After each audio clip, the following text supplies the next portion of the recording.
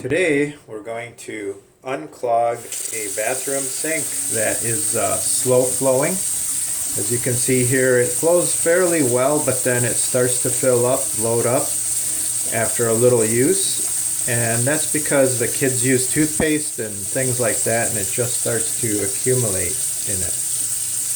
As you can see how it's starting to slow down and accumulate. What I use is a product called Zip It, but there's quite a few others on the market that you can always put down in here. And it goes down into that J pipe and gets a lot of that residue, like, oh, here's some hair too that it's pulling out, things that the kids pull in, and just gets that J pipe cleared out. And you'll see it's going to start flowing really quick.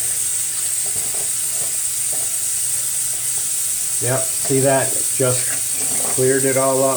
This is a very handy tool to keep under every sink, especially if you have little ones in the house.